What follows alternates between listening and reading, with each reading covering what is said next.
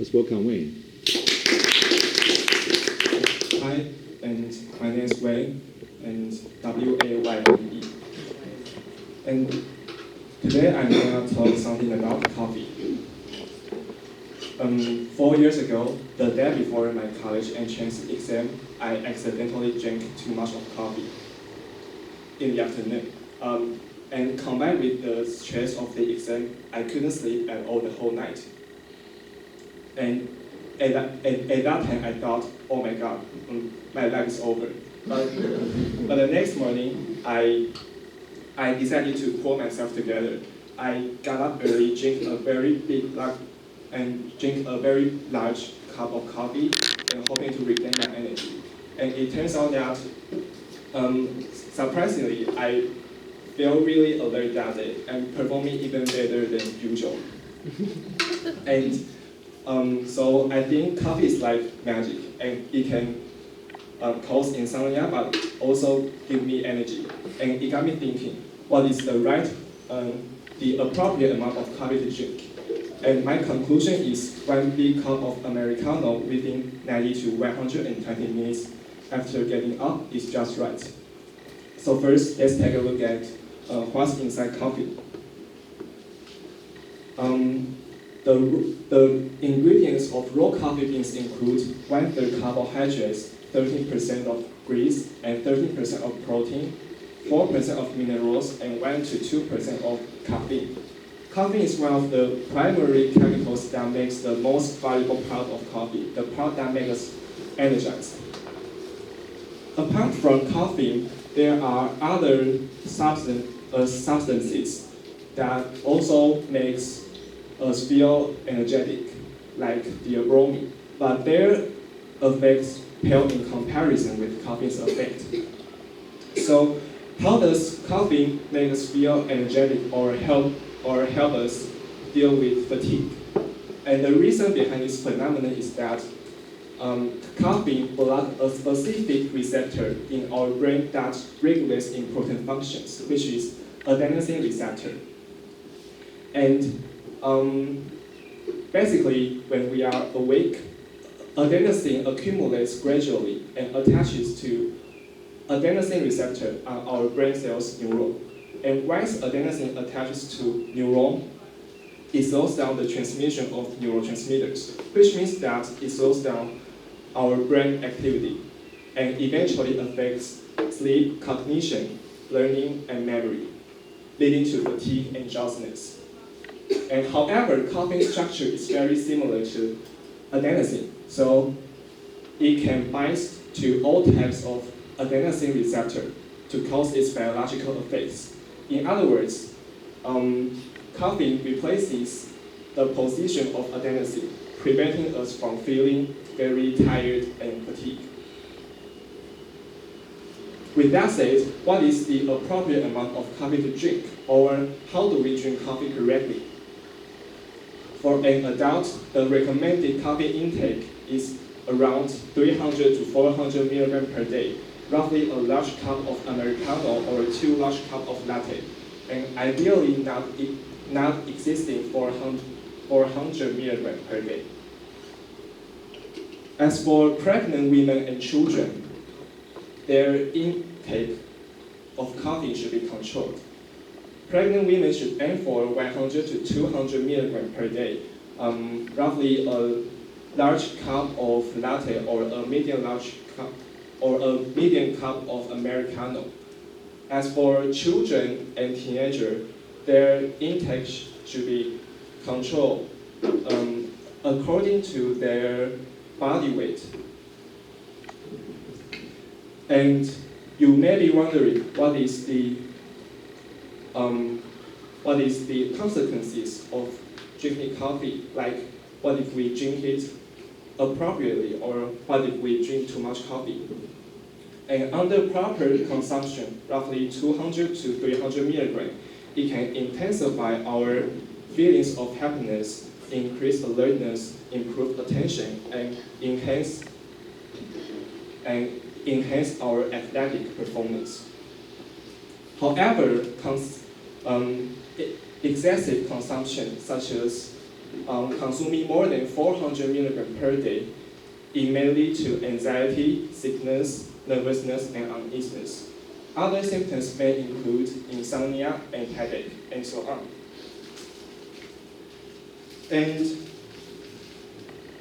And besides, remember that everyone's situations and consequences of drinking coffee is different. Some people, there's two factors. First, it depends on individual physique. Some people are more sensitive to caffeine than others, naturally. And second, it depends on whether there's a habit of drinking coffee. People who drink coffee regularly are less sensitive to caffeine because of caffeine tolerance. So what is caffeine tolerance? Caffeine tolerance is that our brain quickly generates more adenosine receptor to compensate for those blocked by caffeine.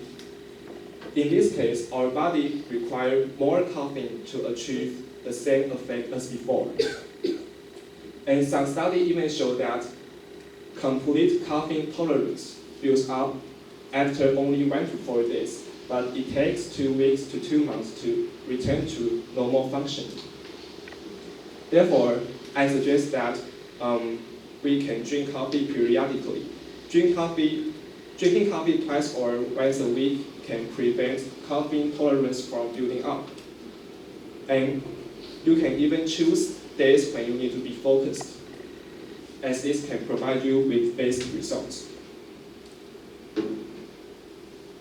Also, do you know that the timing of drinking coffee also matters? If you drink coffee immediately after getting up, it might not be a wise choice. And the reason is that when we wake up in the morning, a hormone called cortisol will continue to clean up the remaining adenosine. And if we consume caffeine at this time, coffee intake will mess up the cleanup. Therefore, we maybe feel really tired in the afternoon because more adenosines are accumulated than usual. And I guess that's why I sometimes feel a little bit tired in this class.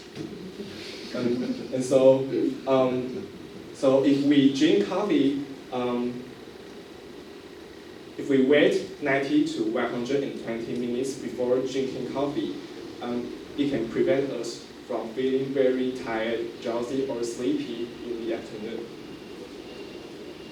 And last but not least, let's talk about the relationship between caffeine and our health. Under proper consumption, there are numerous benefits of caffeine intake, such as caffeine's ability to prevent various diseases like cancer or type 2 diabetes, and also the ability to protect against liver condition and the abilities to increase our longevity. However, under proper consumption, it may still bring some negative consumption, such as tension, anxiety, or some physical discomfort, such as headache or stomachache, and it may even lead to psychological dependence.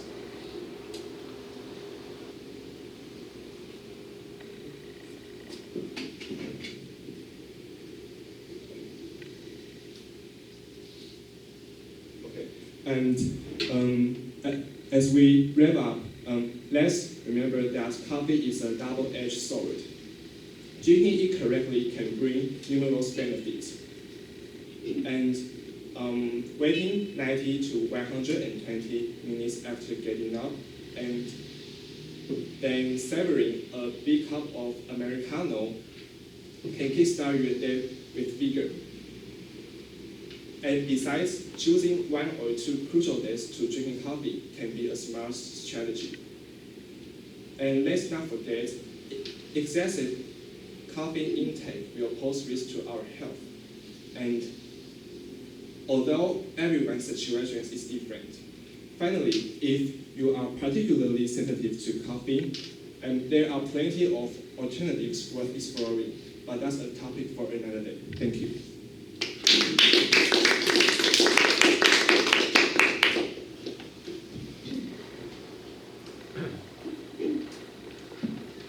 Good. Can we start with any questions or comments? Yes. I have the experience drink a lot of coffee. So like last year I joined the coffee club, and surprisingly after I drink the coffee, I get sleep really well.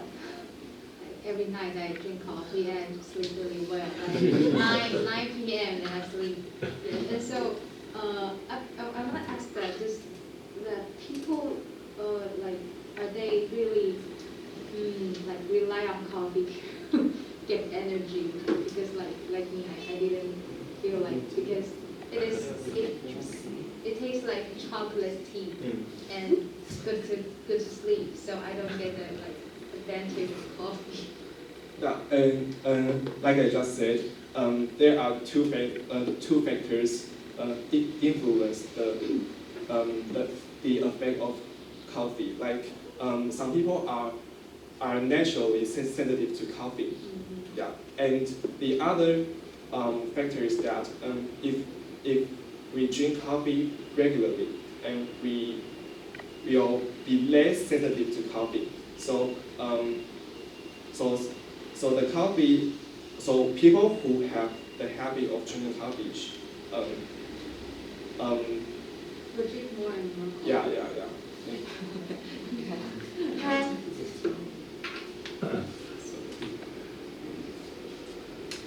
That's a very good question. So, any others? So how often do you drink coffee? I drink coffee only on the days that I need to be focused, or if I stay up in some certain days, and I will drink coffee at that day. Yeah. So just to drink in important or crucial days. So by doing so, you can reduce the possibility of being addicted to caffeine. Right? Yes, I think so.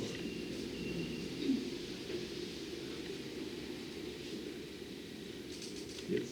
I drink coffee every day, so I think coffee is becomes a ritual to me, a sense of ritual to me. So I can truly feel the addict to that. And so and now I still have to drink 2 cups of coffee to awake myself. So I can truly feel that. That is not ritual. Yeah. Nothing about ritual. I will feel the hand shaking and my heartbeat will very strong, like now, because the next one is me. So, Yeah. During the period when I doing researching, and I found that caffeine have the effect to make our heartbeat to be faster, but it won't cause some disease that's related to our heart. So I think that's just a minor side effect. yeah. But will make us feel So I think patient. I over the consumption of the coffee. Yeah. So I try to get rid of it.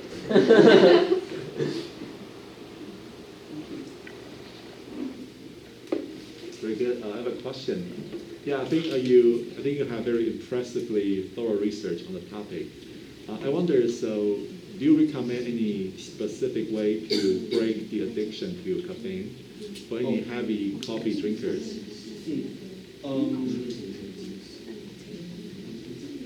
When I doing research, I found that coffee is like drugs. It's easy to get rid of the addiction, and you just need to gradually decrease your amount of coffee intake every day. And you can get rid of the coffee intolerance. Yeah. And that's what I have searched. Wow. Yeah, good. Thanks for the tip. Very good. So any others? More questions, comments? I have another. Yes. Will you let your children drink coffee? Definitely, yeah. Because I think we all need coffee nowadays because we often sleep in very short time. So I think it's necessary to make us feel energetic. So I think that is essential. Yeah. So do you feel it is necessary to drink coffee but not necessary to sleep more?